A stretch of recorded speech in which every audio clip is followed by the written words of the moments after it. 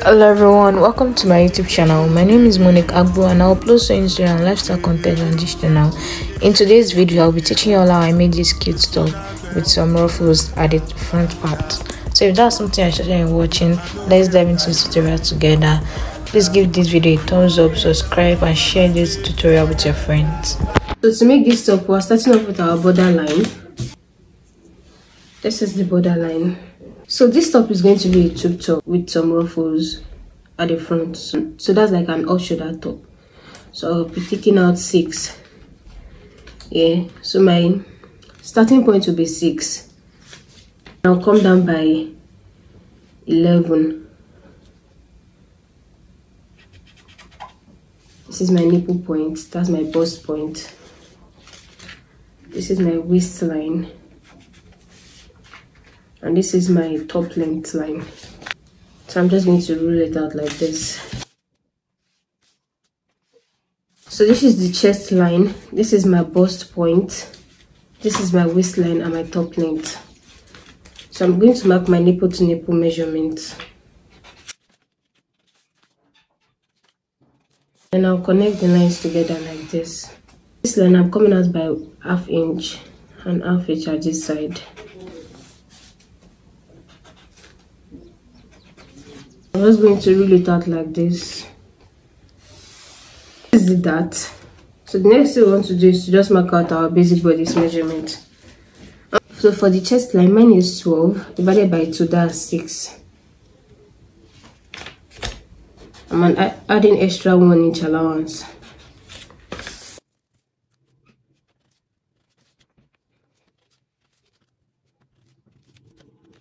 Just going to connect all this allowance together.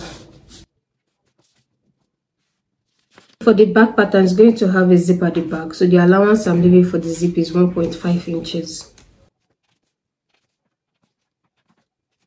So next thing you want to do is just to mark this point together.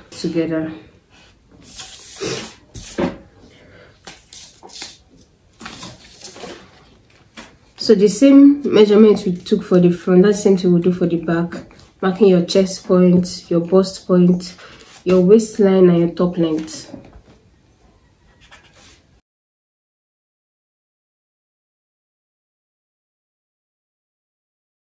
What you want to do is to mark out your nipple to nipple point and mark out your dart like we did for the front pattern.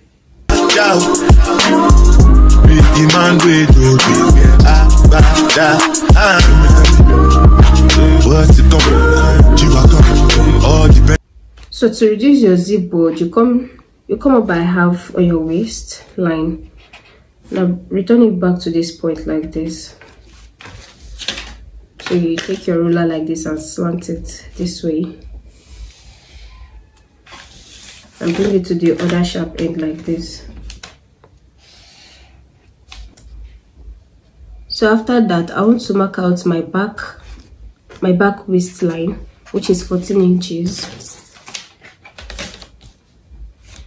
Then I'll connect it this way. I'll come out by 1 inch. And I'll slant. Make sure my line is slant like this.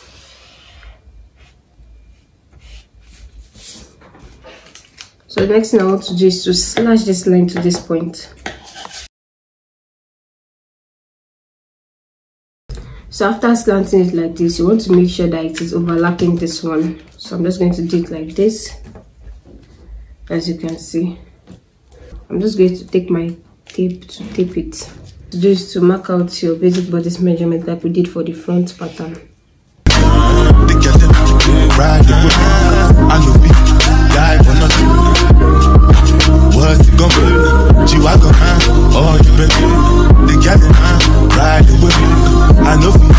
Guys, I'm just going to cut this pattern on my fabric and I'll make sure I cut 2 pieces for each. So this fabric is also going to serve as the lining for the top.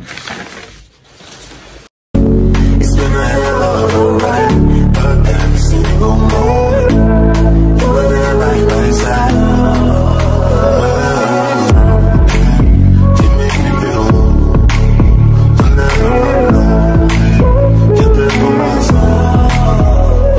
After cutting it out, this is what it looks like for the front. You should have 2 separate like this. Then for the back, you should have 4. So the next thing you want to do is to go and mark out your dart on your fabric. After marking the dart on the back piece and on the front piece, this is what it should look like, as you can see. This is for the back piece. Remember I told you should have 4 pieces. And for the front pattern, this is what it looks like on the main piece and on the lining. So after cutting out this strap, this is what it looks like. So the width is 4 inches and the length is 17 inches because that's what I want to use. So the next thing I'll do is to flip it over to the wrong side this way and take half an inch of cutter and stitch. I'll do the same thing for the second strap too. Take half an inch of cutter and stitch, and when you're done, you flip it over to the right side. So after sewing it and flipping it to the right side, this is what it looks like. So guys, after sewing the strap, this is what it looks like when I flipped it to the right side. What you want to do is to take your main piece. You know, we have the main piece and the lining. Take your main piece this way. What I just did was to place the back piece on the front piece like this, as you can see.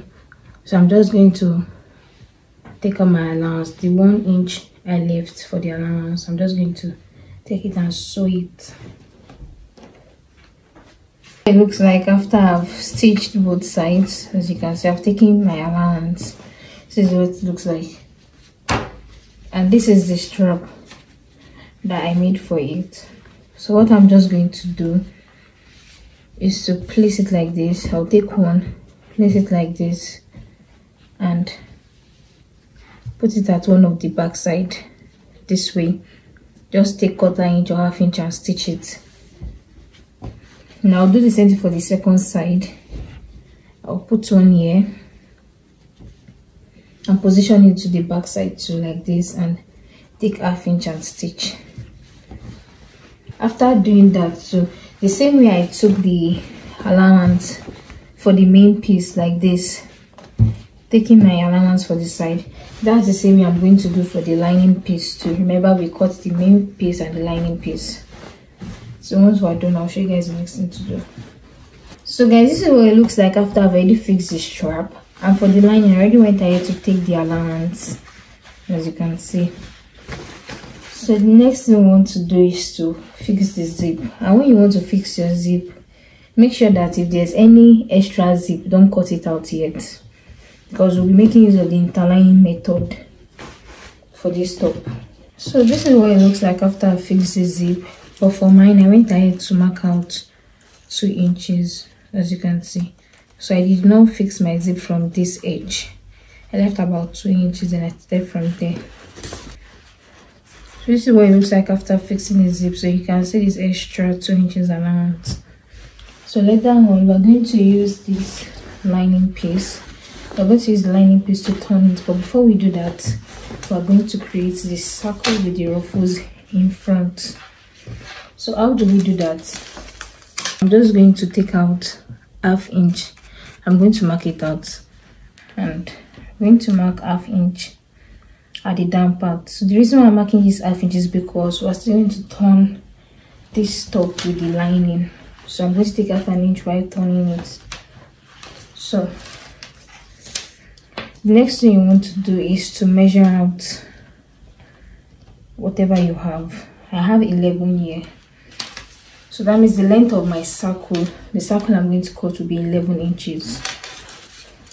So after folding it into 4 like this, I'm just going to mark out the length of my circle. The length of my circle is 11 inches. So I'll make it 11.5 because I'm going to turn it. So the length we'll be cutting is 11.5.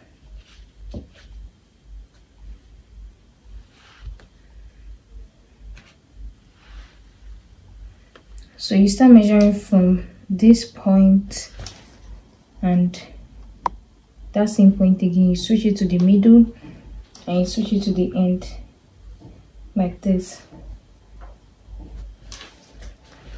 Next thing you want to do is to connect those lines together.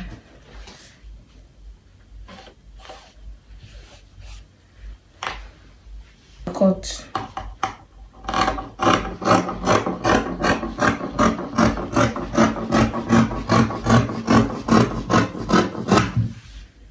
After cutting the circle, I realized that it was too big, so I just went ahead to start reducing the length.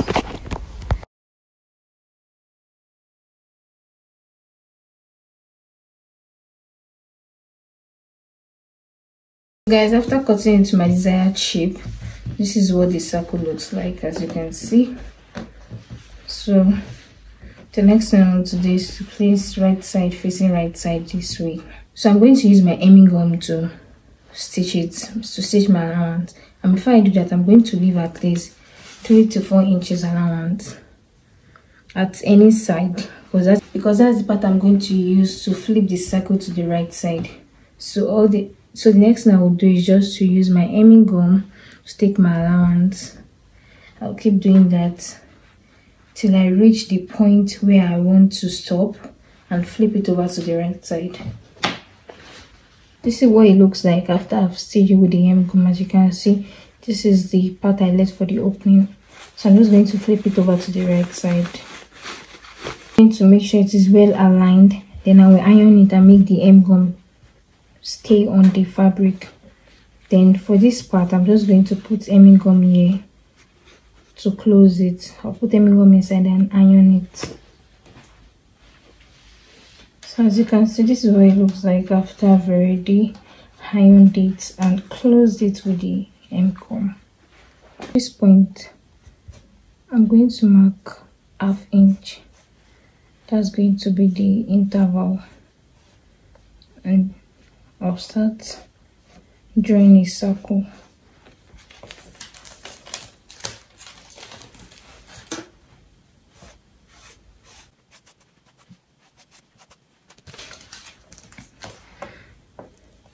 So I'm going to make sure it is ½ inch interval.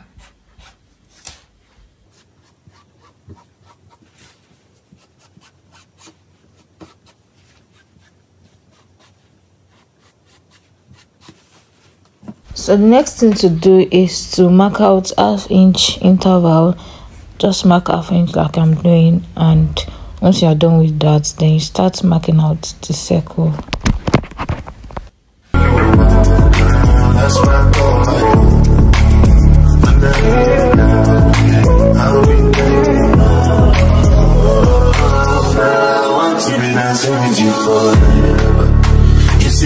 So this is the circle I drew with the ½ inch interval for the circle. So for the ruffles, I'll be making use of this Duchess fabric that I've had. So I went ahead to cut out about 8 to 10 straps for it. So what I'm just going to do, the measurement I used for the strap is 5 inches wide. Then the length, I used any length of my choice. So what I'm going to do is just to take one strap this way, fold it like this and stitch. That's how I'm going to do it till my strap is long enough to pleat on this circle. After stitching it all together, as you can see, the strap is long enough. At one edge of the strap, I went ahead to flip it like this. I just folded it this way into two. I went to stitch this side because this will be the beginning of my strap. So I'm just going to flip it over to the right side this way. So I'm just going to start pleating. I'm going to start pleating. You can pleat it small, you can pleat it big. I'll start pleating it on my fabric till I reach the end of this circle.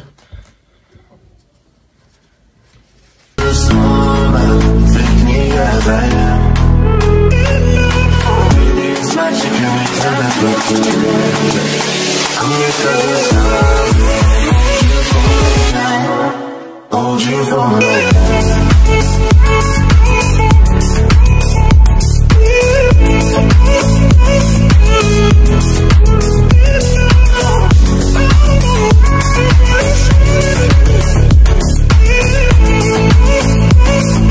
So guys, can you see this is the end of the first one? So from here I'm just going to take it to the second line and start pleating.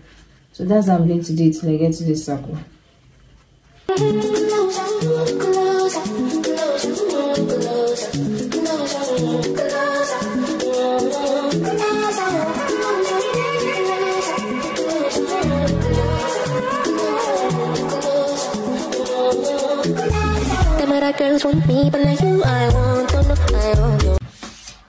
So this is what the rose flower looks like after stitching it.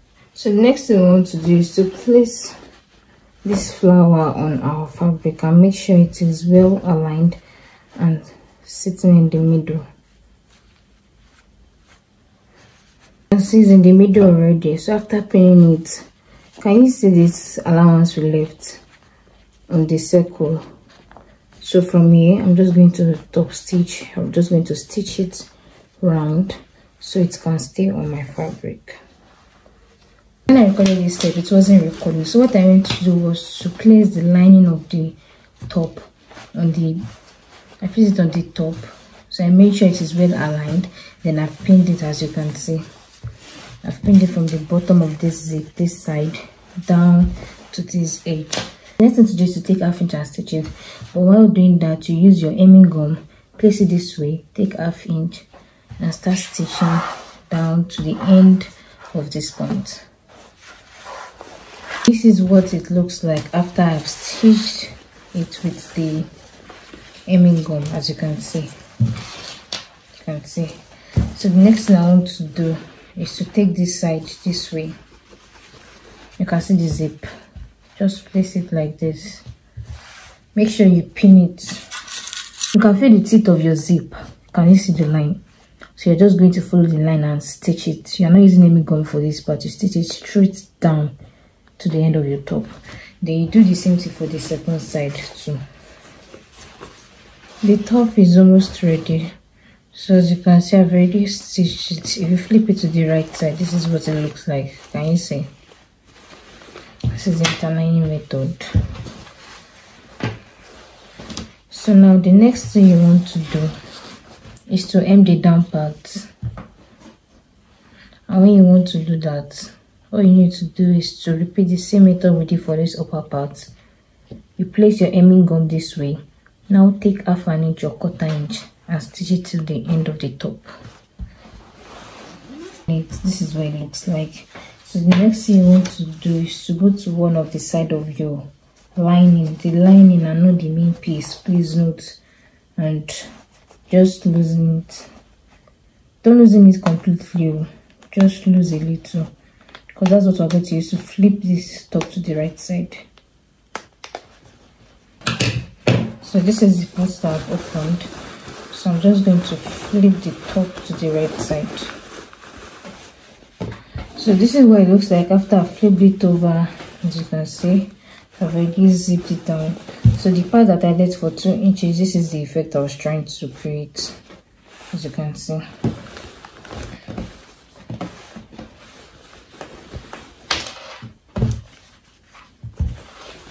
Next thing you want to do is to give the cloth a good press.